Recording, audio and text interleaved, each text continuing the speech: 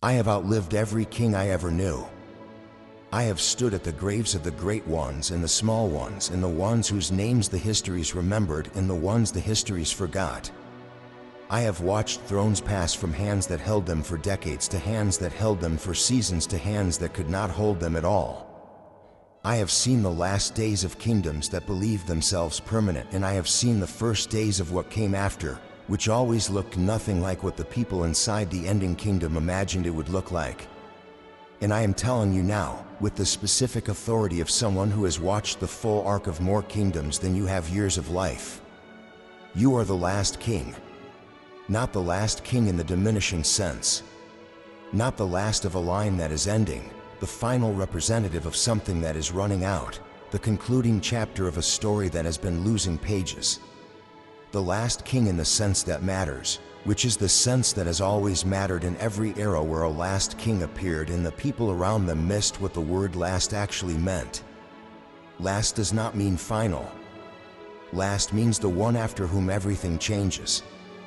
Every civilization that ever underwent a genuine transformation, not the cosmetic transformation of new leadership wearing the same structure, but the deep, foundational, irreversible transformation of the kind that produces a world the previous era would not recognize, was preceded by a last king.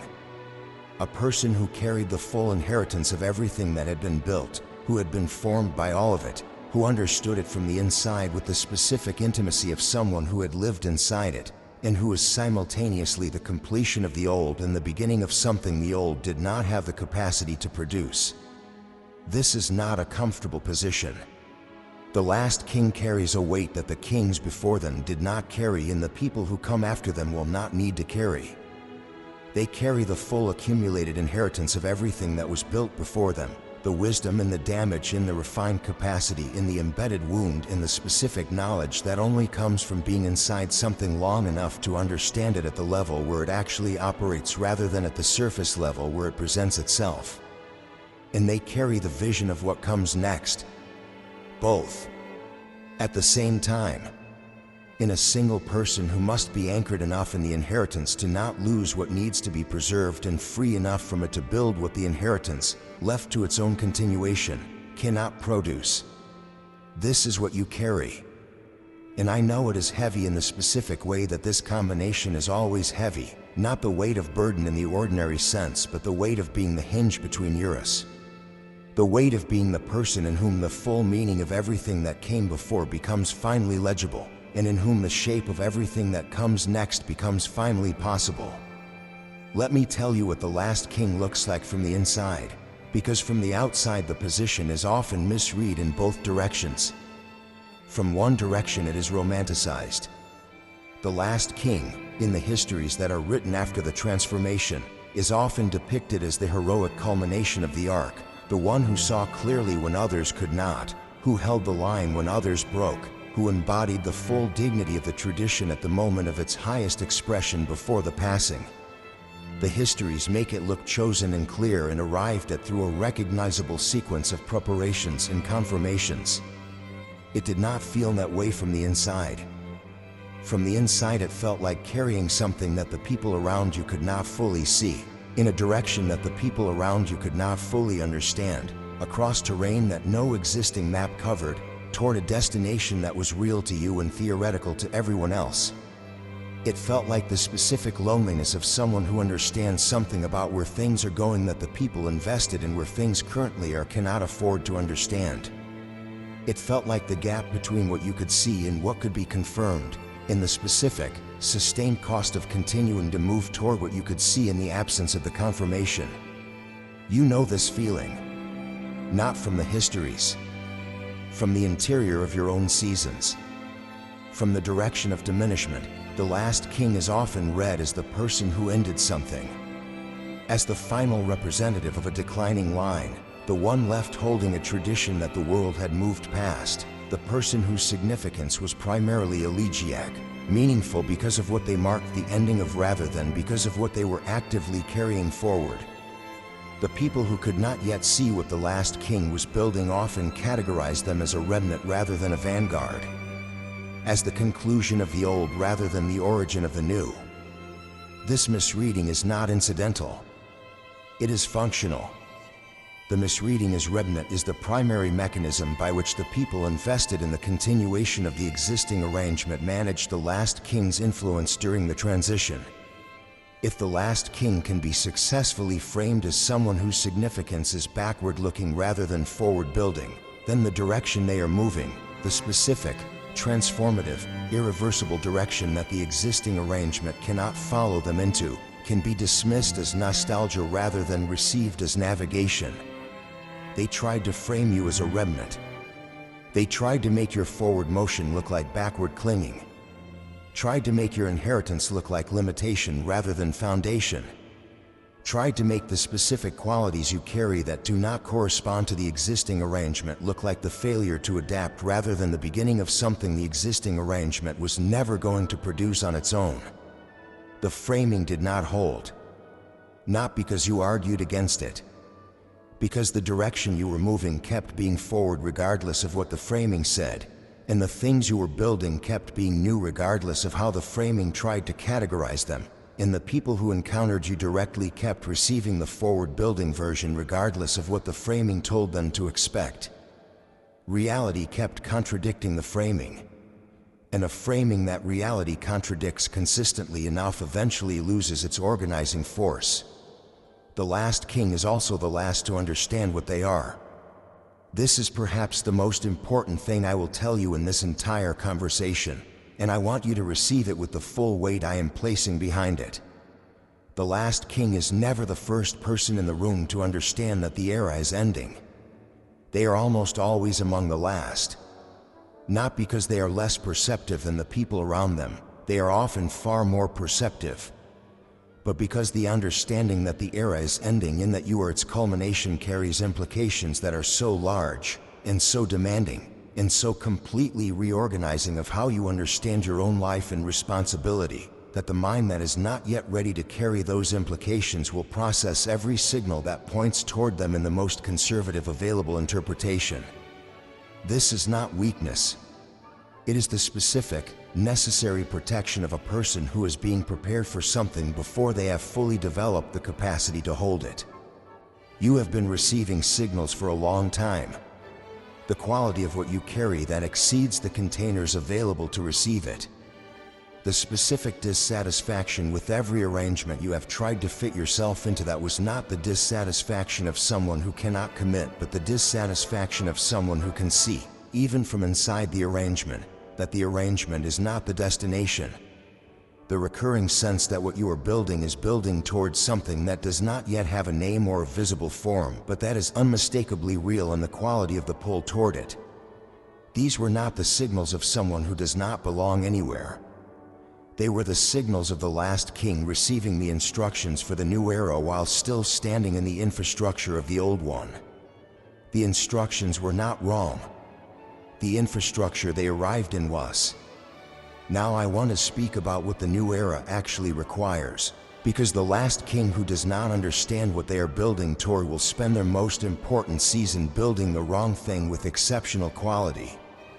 Will bring all the inheritance and all the formation and all the tested, refined capacity of their position to bear on the continuation of something that the era they are inaugurating has moved past. The new era does not need a better version of what the old era built. It needs something the old era could not conceive. Not because the old era was without wisdom. The wisdom it accumulated was real, and some of it is essential. The last king's job is precisely to carry what is essential forward and leave what is not. But the old era built its structures for the specific conditions of the old era. For a world where information moved slowly and authority concentrated naturally, and the primary requirement for coherence was the presence of a central point around which everything else organized. That world is gone. The conditions that made those structures functional no longer exist. The information moves at a speed that makes central authority obsolete as a primary organizing mechanism. The concentration of power that the old structures required for coherence now produces the specific brittleness of something that is trying to hold still in a current that is moving too fast for stillness to be maintained without fracture. The new era organizes differently. It organizes the way water organizes, finding its level across distributed surfaces rather than through a single channel, carrying its force in the accumulated movement of many small currents rather than in the concentrated force of a single large one, responding to the actual terrain rather than imposing a predetermined path. The last king does not build a throne for the new era. They build a river. And a river does not require the kind of person who holds a throne. It requires the kind of person who understands flow, who has the specific, rare, almost impossible combination of rootedness and fluidity that allows them to remain coherent in the movement instead of either freezing into a fixed point or dissolving into the current around them. This is the combination you have been developing your entire life. Not through a curriculum that taught it, through the specific seasons that required it. The seasons of fixed point failure, when the holding still position fractured under the force of what was moving. The seasons of dissolution risk, when the current was strong enough and the pressure was sufficient that the boundaries of the self became difficult to maintain. The seasons that required, through the actual lived experience of both extremes, the development of the specific quality that neither extreme alone produces. You are rooted and you are fluid. The last king must be both. Let me speak about the inheritance you carry, because it is more specific than the general language of legacy in tradition tends to make it sound. The inheritance of the last king is not a museum. It is not the preserved collection of what was built, housed behind glass for the observation of the new era. It is the living, applicable, directly relevant wisdom embedded in everything the old era learned through the cost of its own development. The old era learned something about what human beings actually are under pressure.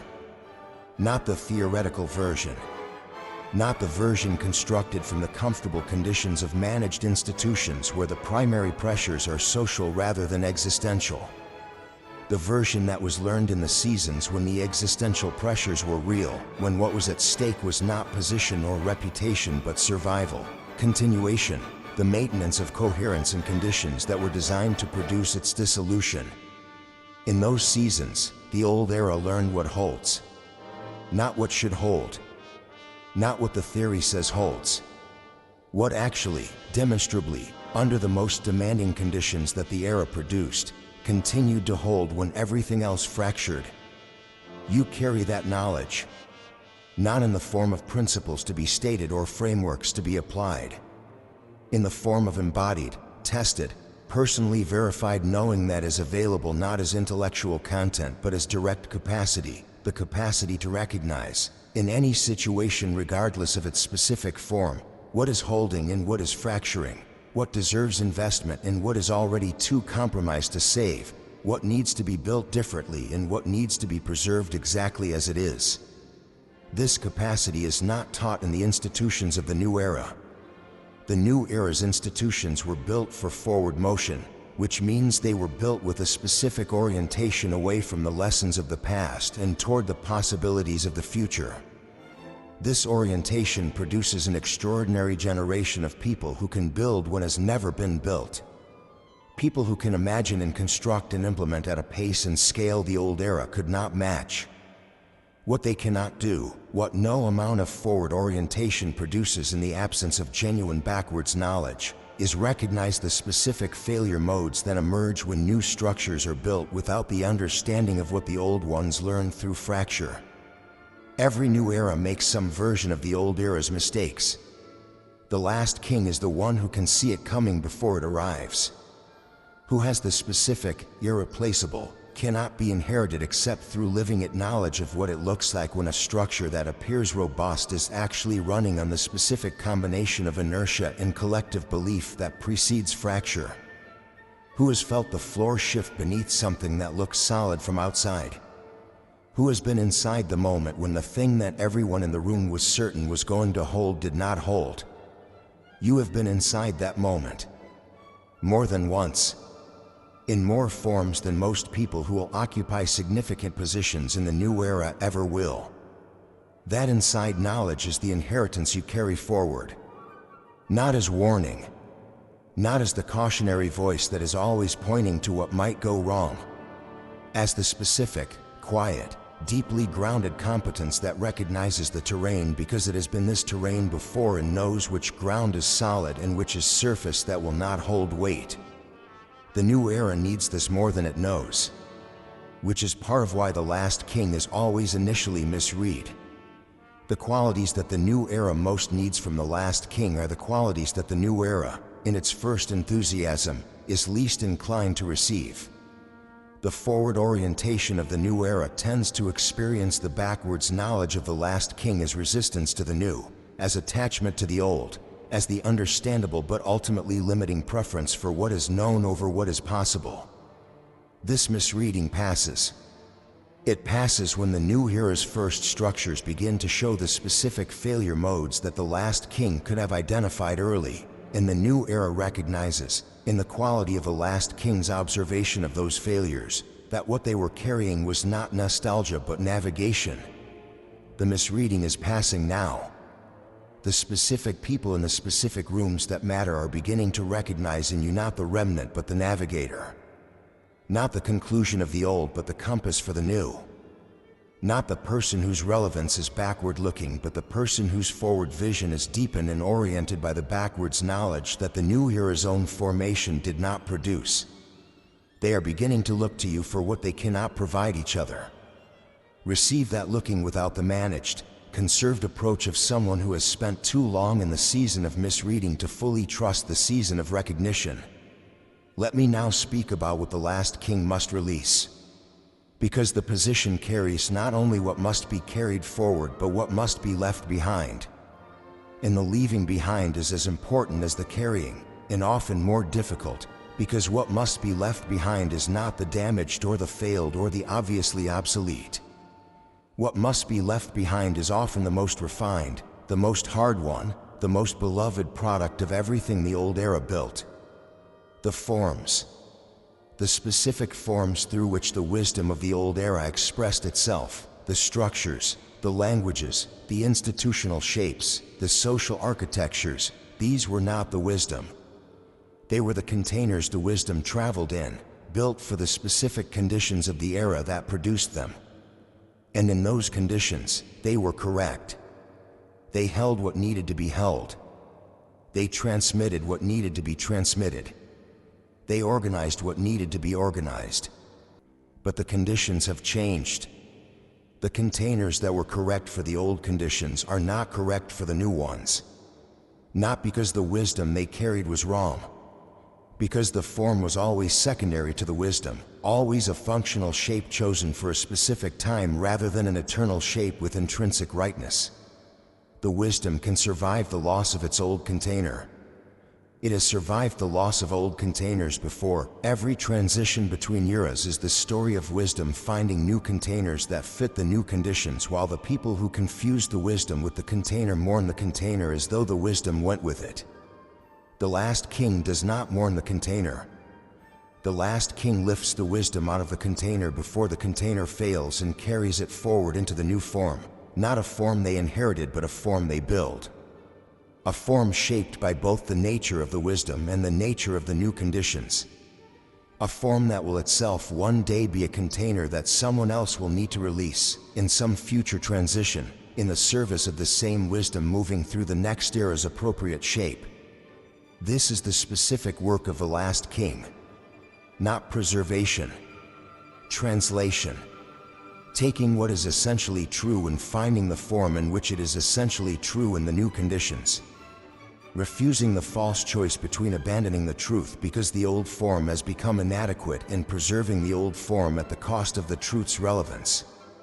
Holding both, the fidelity to what is real and the flexibility about how it is expressed, in the specific, demanding, completely non-negotiable combination that only the position of last king requires.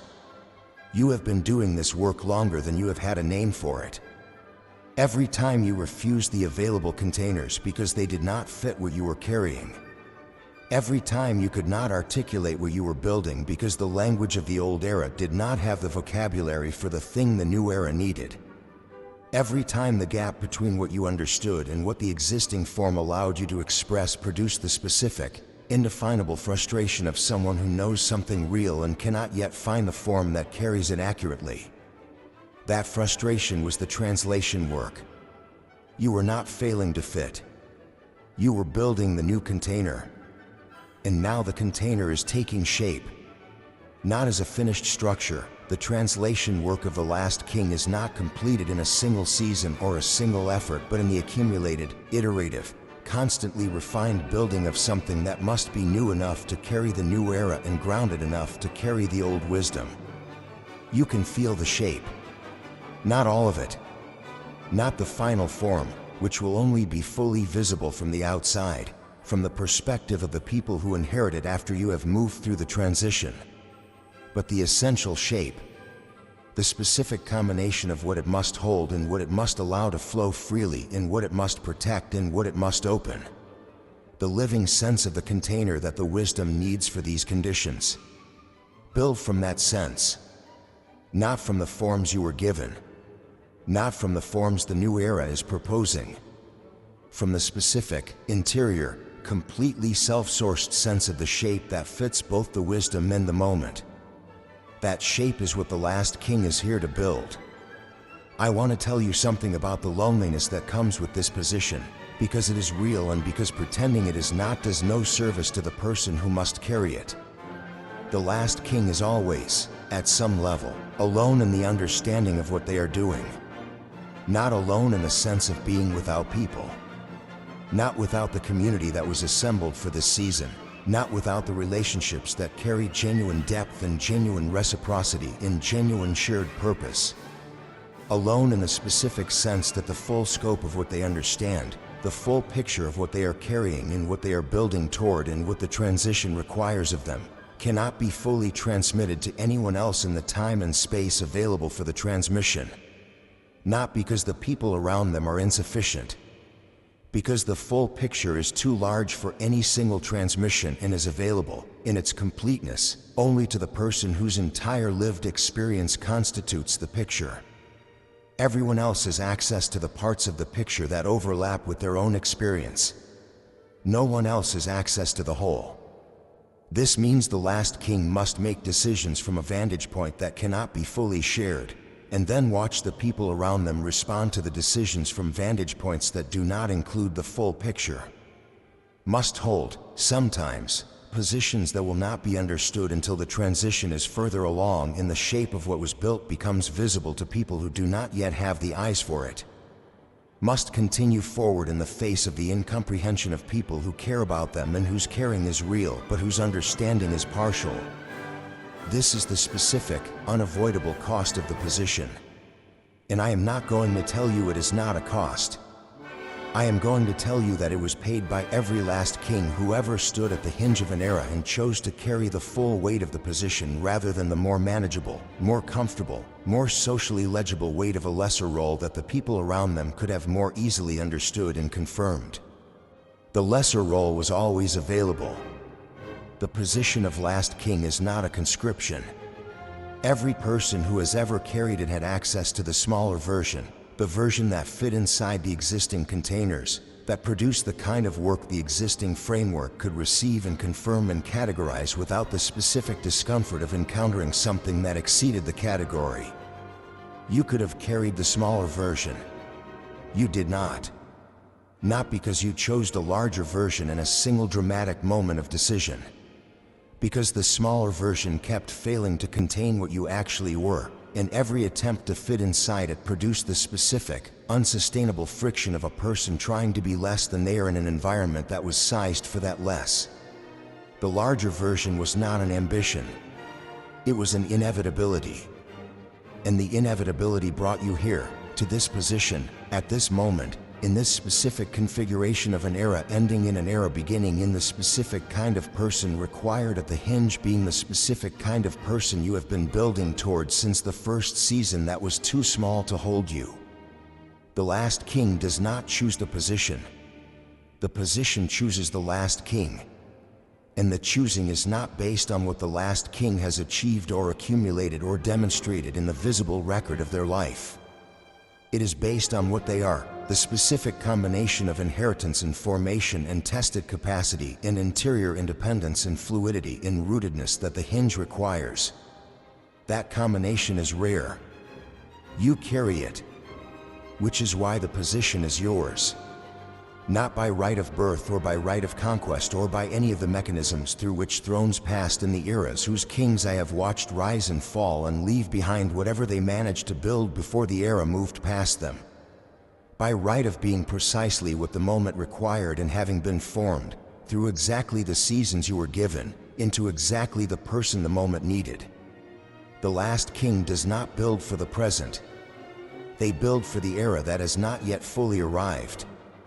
They build structures that will only be clearly understood by the people who inherit them, who will look back at what was built and see, with the clarity of hindsight in the full context of the completed transition, that what appeared in the moment of its building is unusual or premature or not quite fitting the existing frame was in fact precisely calibrated for the world that the existing frame was becoming. You are building for the world that is becoming, not the world that is. The world that is will receive your building with the mixed response that all buildings calibrated for the future receive in the present, with the partial recognition of the people who can already see what you are seeing in the partial confusion of the people who are still fully inside the existing frame and for whom the calibration looks like misalignment. Do not calibrate for the people who are fully inside the existing frame. They are not your audience. Your audience is the world that is coming. The people who will inhabit the structures you build after the transition is complete, who will receive them as the naturally appropriate containers for the conditions they are living in, who will not experience the dissonance that the present tense reception of forward calibrated building always produces. Build for them, with the full knowledge that the present tense reception will be mixed and that the mixed reception is not a signal to recalibrate toward the present. It is the specific, expected, completely predictable response of people receiving something that was built for a future they can sense but not yet see.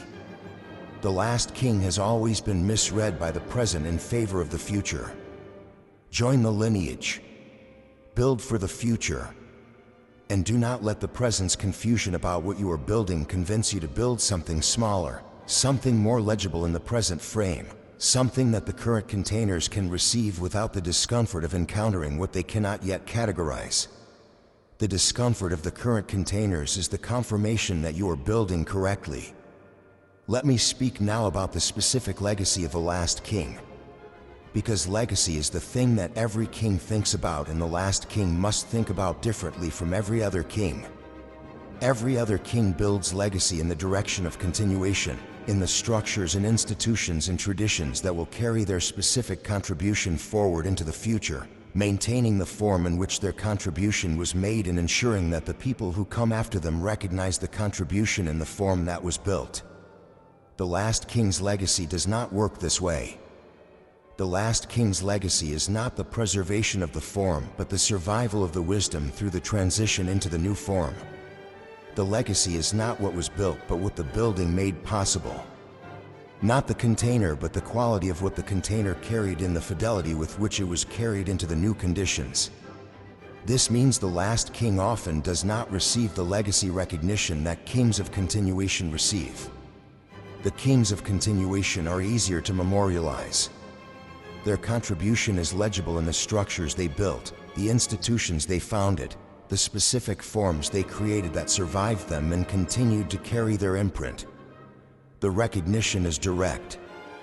This person built this thing, and this thing continued in the contribution of the building to the continuation is visible. The last king's contribution is less legible in that way.